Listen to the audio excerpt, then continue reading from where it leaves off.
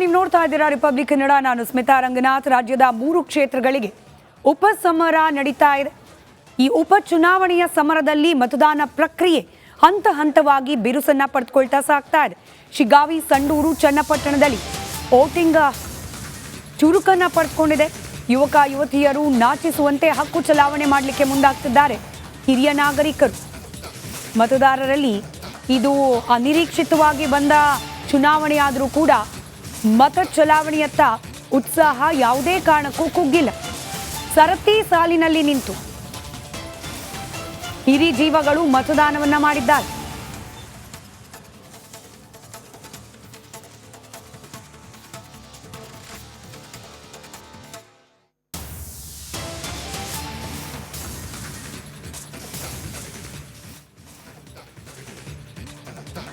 ಮೂರು ಕ್ಷೇತ್ರಗಳಲ್ಲೂ ಕೂಡ ಮತದಾನ ಪ್ರಕ್ರಿಯೆಗೆ ಉತ್ತಮವಾದ ಪ್ರತಿಕ್ರಿಯೆ ಲಭ್ಯವಾಗ್ತಾ ಇದೆ.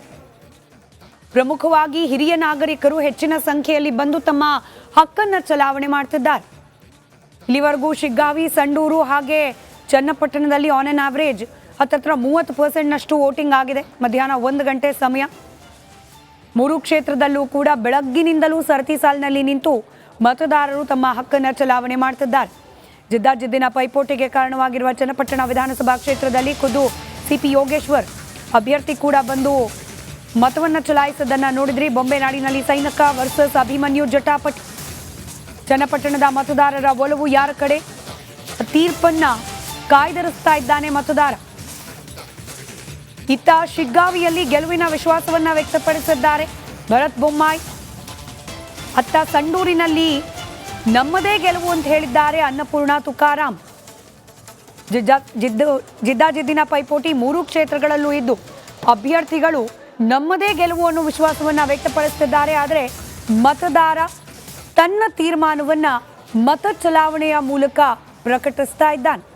23ನೇ ತಾರೀಕಿನವರೆಗೆ ಯಾರ ಪರವಾಗಿ ವಿಜಯದ ಹೂಮಾಲೆ ಲಭ್ಯವಾಗಲಿದೆ ಅನ್ನೋದು ಕುತೂಹಲದ ಪ್ರಶ್ನೆಯಾಗಿಯೇ ಮುಂದುವರಿಯಲಿದೆ.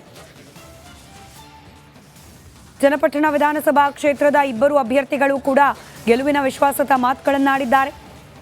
ನಿಖಿಲ್ ಕುಮಾರಸ್ವಾಮಿ ಆ ಕ್ಷೇತ್ರದ ಮತದಾರರಲ್ಲ, ಅದರ ಅಭ್ಯರ್ಥಿ ಅನ್ನೋ ಕಾರಣಕ್ಕೆ ಆ ಕ್ಷೇತ್ರದಲ್ಲೇ ಉಳಿಲಿಕ್ಕೆ ಅವಕಾಶ ಇದೆ. ಮತಗಟ್ಟೆಗೆ ಬಂದು ಪರಿಶೀಲನೆ ನಡೆಸಲಿಕ್ಕೆ ಅವಕಾಶ ಇರುತ್ತೆ.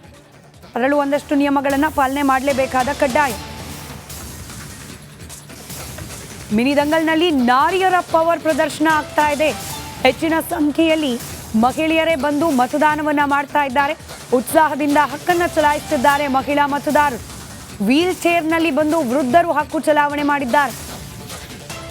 ಕಳೆದ ಲೋಕಸಭಾ ಹಾಗೆ ವಿಧಾನಸಭಾ ಚುನಾವಣೆ ಸಂದರ್ಭದಲ್ಲಿ ಮತದಾನದ ಪ್ರಮಾಣ ಕಡಿಮೆ ಆಗಿದ್ರ ಬಗ್ಗೆ ಖುದ್ದು ಎಲೆಕ್ಷನ್ ಕಮಿಷನ್ ಆತಂಕವನ್ನ, ಕಳವಳವನ್ನ ವ್ಯಕ್ತಪಡಿಸಿತ್ತು. ಇದೀಗ ಬೈ ಎಲೆಕ್ಷನ್ ಆದರೂ ಕೂಡ ಹೆಚ್ಚಿನ ಸಂಖ್ಯೆಯಲ್ಲಿ ಮತದಾರರು ಮತಗಟ್ಟೆಗಳತ್ತ ಧಾವಿಸ್ತಾ ಇರೋದು ಉತ್ತಮ ಬೆಳವಣಿಗೆ ರೀತಿಯಲ್ಲಿ ಕಾಣ್ತಾ ಇದೆ. ಇನ್ನು ಅಭ್ಯರ್ಥಿಗಳು ಕೂಡ ವೋಟರ್ಸ್ ಆಗಿರುವ ಕ್ಷೇತ್ರಗಳು. ಅನ್ನಪೂರ್ಣ ತುಕಾರಾಮ್ ಅವರು ಸಂಡೂರಿನ ವೋಟರ್ ಕೂಡ ಹೌದು. ಅವರು ವೋಟ್ ಹಾಕಿದ ಸಂದರ್ಭದ ದೃಶ್ಯ ಗಮನಿಸ್ತಿದ್ದೀರಿ. ಹಾಗೆ ಶಿಗ್ಗಾವಿಯಲ್ಲಿ ಯಾಸರ್ ಪಠಾಣ್ ಸ್ಥಳೀಯರು, ಅಲ್ಲಿನ ವೋಟರ್ ಕೂಡ. ಅವರು ವೋಟ್ ಹಾಕಿದ ಸಂದರ್ಭದ ದೃಶ್ಯ. ಸಿಪಿ ಯೋಗೇಶ್ವರ್ ಸ್ಥಳೀಯರು. ಹಾಗಾಗಿ ಅವರು ಅವರ ಹುಟ್ಟೂರಿನಲ್ಲಿ ಮತ ಚಲಾವಣೆ ಮಾಡಿದ್ದಾರೆ ಪತ್ನಿ ಸಹಿತರಾಗಿ ಬಂದು. ಕ್ಯಾಂಡಿಡೇಟ್ಗಳೇ ತಮ್ಮ ಹಕ್ಕನ್ನು ಚಲಾಯಿಸಿದ ಸಂದರ್ಭದ ದೃಶ್ಯವನ್ನ ಏಕಕಾಲದಲ್ಲಿ ಗಮನಿಸ್ತಾ ಇದ್ದೀರಿ.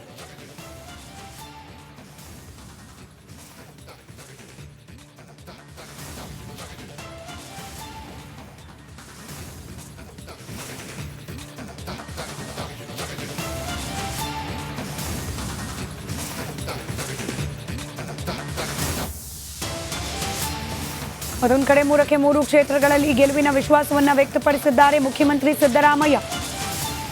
3 ಕ್ಷೇತ್ರದಲ್ಲಿ ಪ್ರಚಾರ ಮಾಡಿದ್ದೇನೆ, ಉತ್ತಮವಾದ ಸ್ಪಂದನೆ ಸಿಕ್ಕಿದೆ. ಹೀಗಾಗಿ ಕಾಂಗ್ರೆಸ್ ಅಭ್ಯರ್ಥಿಗಳು 3 ಕಡೆ ಗೆಲ್ತಾರೆ ಅನ್ನೋ ವಿಶ್ವಾಸವನ್ನ ಮೈಸೂರಿನಲ್ಲಿ ಮಾತನಾಡಿದ ಮುಖ್ಯಮಂತ್ರಿ ಸಿದ್ದರಾಮಯ್ಯ ವ್ಯಕ್ತಪಡಿಸಿದ್ದಾರೆ. ಸಂಡೂರಿನಲ್ಲಿ ಅನ್ನಪೂರ್ಣ ತುಕಾರಾಮ್, ಶಿಗ್ಗಾವಿಯಲ್ಲಿ ಯಾಸರ್ ಪಠಾಣ್ ಹಾಗೆ ಚನ್ನಪಟ್ಟಣದಲ್ಲಿ ಸಿಪಿ ಯೋಗೇಶ್ವರ್ ಅವರದ್ದೇ ಗೆಲುವು ಅನ್ನೋ ವಿಶ್ವಾಸವನ್ನ ವ್ಯಕ್ತಪಡಿಸಿದ್ದಾರೆ ಸಿದ್ದರಾಮಯ್ಯನವರು.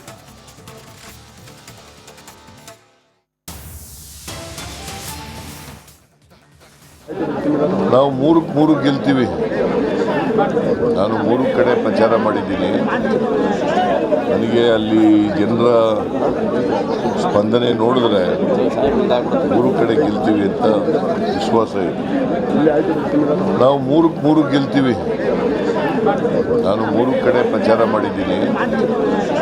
ನನಗೆ ಅಲ್ಲಿ ಜನರ ಸ್ಪಂದನೆ ನೋಡಿದ್ರೆ 3 ಕಡೆ ಗೆಲ್ತೀವಿ ಅಂತ ವಿಶ್ವಾಸ ಇದೆ. ನಾವು 3 ಗೆಲ್ತೀವಿ.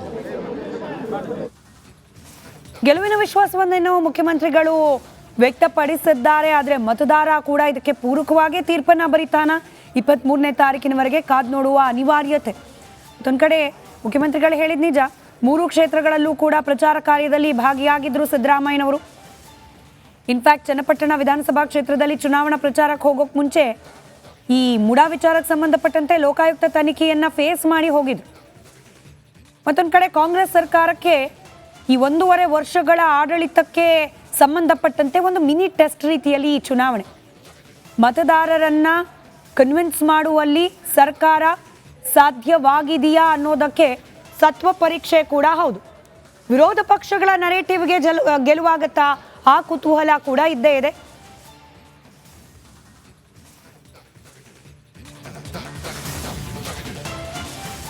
ಇನ್ನು ಮತದಾನ ಪ್ರಕ್ರಿಯೆ ಯಾವ ರೀತಿ ನಡೀತಾ ಇದೆ ಇದರ ಡೀಟೇಲ್ಸ್ನೊಂದಿಗೆ ನನ್ನ ಇಬ್ಬರು ಕಲೀಗ್ಸ್ ಏಕಕಾಲದಲ್ಲಿ ನೇರ ಸಂಪರ್ಕದಲ್ಲಿದ್ದಾರೆ. ಶಿಗ್ಗಾವಿಯಿಂದ ಮಂಜು ಪತ್ತಾರ್, ಹಾಗೆ ಸಂಡೂರಿನಿಂದ ನನ್ನ ಕಲೀಗ ರಂಜಿತ್, ಇಬ್ಬರು ಕೂಡ ನೇರ ಸಂಪರ್ಕದಲ್ಲಿದ್ದಾರೆ. ರಂಜಿತ್, 1 ಗಂಟೆ ಆಗಿದೆ ಹತ್ರ ಮಧ್ಯಾಹ್ನ. ಸೊ ಯಾವ ರೀತಿ ಇದೆ ಪ್ರತಿಕ್ರಿಯೆ?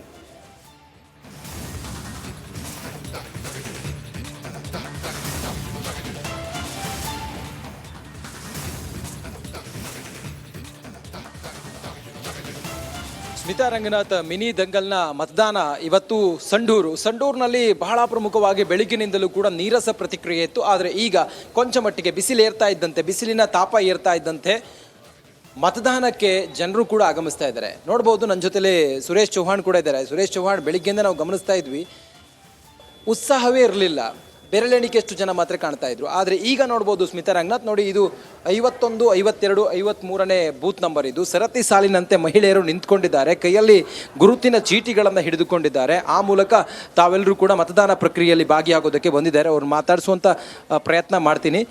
ಮತದಾನಕ್ಕೆ ಬಂದಿದ್ದೀರಿ, ತಮ್ಮ ಪ್ರಜಾಪ್ರಭುತ್ವದ ಹಬ್ಬ ಇವತ್ತು, ಹಕ್ಕು ಚಲಾಯಿಸ್ತಾ ಇದ್ದೀರಿ, ತಮಗೆ ಎಷ್ಟು ಖುಷಿ ಇದೆ?